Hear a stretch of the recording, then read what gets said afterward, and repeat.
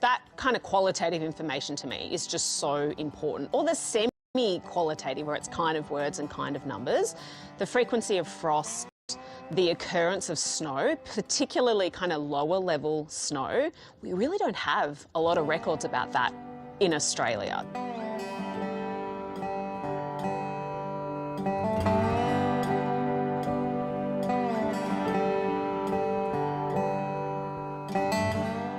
Tim and Trish say they still get patterns and meaning from recording the weather, particularly in the bad years.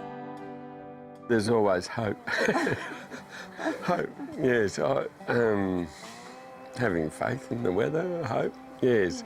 So to look back and, just having that faith and hope that, yes, that we've had those periods before and we'll have more again and, And it's an opportunity to fact-check some of the big claims from older generations.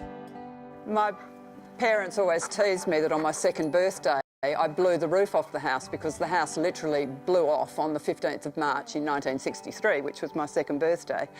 And it was only recently that I thought, I wonder if we had any rain that day. So I went to our records, 1963, went to our records here, and sure enough, there was 120 points that day. So there it was recorded. Yes, evidence that Mum and Dad weren't teasing me for nothing. It did actually happen. An amazing and valuable tradition. Head to our Facebook page and let us know if you and your family have been keeping weather records.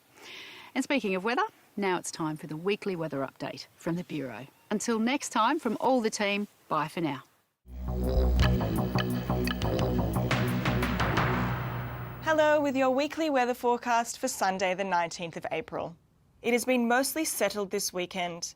Clear skies overnight led to widespread frost across inland southeast Australia, the first of the season for many agricultural areas. Showers and thunderstorms again impacted northern Queensland and the top end, with isolated falls of 100 millimetres for the eastern top end. Elsewhere, showers cleared away from southwest Western Australia and temperatures remain on the cooler side. For the rest of Sunday, sunshine and mild temperatures return to most of the southeast, but a weak trough will bring light showers and storms to southeast South Australia and Western Victoria. Showers and storms will persist in the north and it will be dry across Western Australia. Into Monday, daytime temperatures will start to rise across Victoria and southern New South Wales at the start of what will be a warm and dry week. Late in the day, a strong cold front will approach the southwest of Western Australia. Gusty winds, rain and thunderstorms will sweep over the wheat belt into Tuesday with this cold front, then clearing into the Bight. In northern Queensland, showers will become more isolated over Cape York Peninsula. By midweek, another high-pressure system will build over southern Australia. It will be a dry day for most areas, with the exception of a few showers along the north coast of New South Wales, as well as about western Tasmania at night. On Thursday, another cold front will move over southern Western Australia, but it won't be as impactful. And a surge of dry air will push over the north of the country, clearing out any lingering showers and storms. And finally, on Friday, we'll see warm conditions over eastern Australia ahead of a trough moving across the south. Keep up to date with the latest forecasts and warnings throughout the week, and we'll see you next time.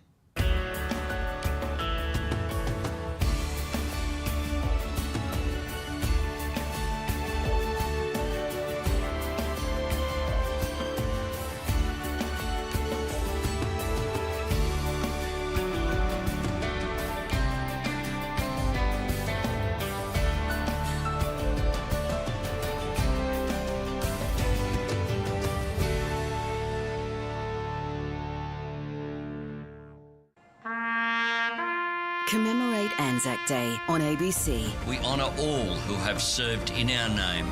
With a full day's coverage, starting with the dawn services in Sydney, Canberra and Melbourne, followed by the marches in your state capital. Then, national live coverage of services at Gallipoli and VA Bretonneau. I welcome you as we gather at this special place. Anzac Day, all-day coverage on ABC TV, radio and iView.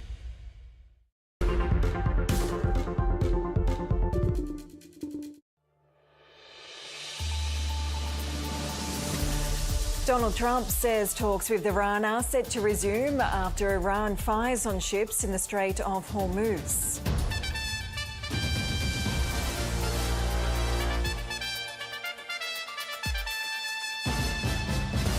I understand this journey will be long. I understand this journey will be difficult. Ben Robert-Smith vows to clear his name in his first public statement since being charged with the war crime of murder. Murder investigations launched in New South Wales after 2 people die in separate suspected stabbings.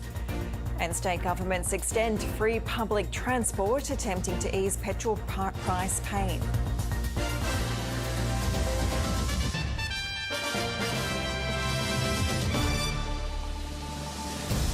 Hello and welcome to ABC News. I'm Meredith Sheehan. Donald Trump says US representatives are heading to Pakistan for a second round of negotiations with Iran. In a post in Truth Social, President Trump again threatened to destroy every power plant and bridge in Iran unless the country took a deal he described as very fair and reasonable, adding it's time for the Iran killing machine to end. Preparations have been underway in Pakistan's capital of Islamabad to host a second round of talks. A ceasefire between the US and Iran is set to expire on Wednesday. The standoff in the Strait of Hormuz has reignited, with Iran slamming the passageway shut just hours after reopening it. The regime says it was in retaliation for Donald Trump failing to lift a US blockade on Iranian ports, reportedly firing on at least one Indian-flagged oil tanker. Another vessel has also been hit. Tensions in the Strait explode. You gave me clearance to go. My name second on your list. Live tracking of oil tankers showing the desperate race to flee. At least 2 ships coming under fire. You are fighting now. Let me turn back. Reportedly hit by gunboats linked to the regime. It's very important what we're doing. Iran blaming its stunning reversal on Donald Trump for failing to lift the US blockade. In a statement read out on state TV, the new Supreme Leader warning that new, bitter defeats were now coming for the US and Israel. And they can't blackmail us. Donald Trump isn't backing down, saying the US blockade of Iranian ports will remain in full force until the regime agrees to a peace deal. But Tehran has labelled it piracy and a violation of the ceasefire. Got a little cute, as they have been doing for 47 years. They have no Navy, they have no Air Force. Now, in its 8th week, the war has killed thousands and sent oil prices soaring. The economic pain from the Strait's closure being used by both sides to force an agreement. Clearly, this is a situation which is in flux. What we need to see now is every diplomatic avenue being pursued to turn this temporary ceasefire into one that is permanent. If a deal isn't struck, US media is reporting Washington is preparing to intensify its naval blockade and the economic pressure it wants to exert on Iran. The US has already turned back at least 23 ships, but it could start boarding Iranian-linked tankers in international waters in the coming days. And as Tehran stares down at the most powerful military in the world, thousands marched in the capital, urging the regime not to compromise. Tim Swanston, ABC News, Dubai. $1 billion in zero-interest loans will be made available to some businesses impacted by the closure of the Strait of Hormuz. Those in sectors like freight, fuel, fertiliser and plastics manufacturing are eligible. The government announced earlier this month it would open the scheme up to applications months earlier than originally planned in response to the Iran conflict.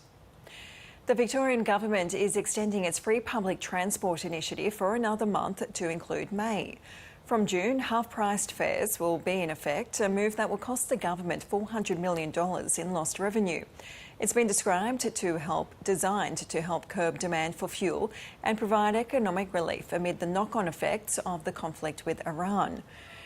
And the WA government has also extended its scheme. Public transport will continue to be free on Sundays for another 12 months. Australia's most decorated living soldier, Ben Robert Smith, is vowing to clear his name in his first public statement since he was charged with 5 counts of war crime murder. The 47-year-old publicly denied all the allegations against him as he gears up for a criminal trial. Enjoying his newfound freedom, Ben Robert Smith back at the gym on the Gold Coast after spending 10 days in a Sydney jail. Today, breaking his silence alongside his girlfriend after being charged with war crimes. Well, for the past 10 years, my family and I have been subject to a campaign to convince Australians that I've acted improperly in my service in Afghanistan. The former SAS soldier is accused of killing or inciting the killing of unarmed Afghan civilians between 2009 and 2012. Allegations he intends to fight in court. I categorically deny all of these allegations, and while I would have preferred these charges not be brought, I will be taking this opportunity to finally clear my name. During a failed defamation case against 9 newspapers, Mr Robert Smith was found on the balance of probabilities to have committed war crimes. He was charged with criminal offences after a 5-year investigation, but he says his public arrest at Sydney Airport was an unnecessary spectacle. But I would ask that the media please allow my family their privacy at this time, particularly my children, who have already unfortunately suffered through a deliberate sensational arrest. As part of his strict bail conditions, Ben Robert Smith was required to surrender his passport. He's also been told to report to New South Wales Police 3 times a week. I will never give up, and I will always be in the fight. Mr Robert Smith is yet to enter a plea. Victoria Pengilly, ABC News. 2 people have died in separate alleged murders in the New South Wales Hunter region. A man has been charged after a woman's body was found at a home in Windale. Several hours later, a man was also found dead in a nearby suburb, but police are still searching for the suspects. In the dark of night, police were called to this Windale address. Inside, the body of a 46-year-old woman was found. The female did have multiple injuries, stab wounds to both her body and her face. Police allege her son is the person responsible for her death. Upon arrest, the individual did make some comments to police, and that will obviously form part of the brief put before the court. 25-year-old Blaze McIntyre was charged with domestic violence murder. He was refused bail this morning and will face court again in June. Police responsible. Bridget Murphy, ABC News, Lake Macquarie. And if this story has raised any issues for you, Full Stop Australia provides support to people impacted by sexual, domestic and family violence. You can call 1800 385 578. A crime scene has been declared in Queensland's Scenic Rim after a body was found in a burnt-out car. Emergency services were called to Palin Creek early on Sunday morning to reports of a vehicle and grass fire on the side of the Mount Lindsay Highway. When crews extinguished the blaze, a body was found inside. Police are yet to determine whether the death is suspicious.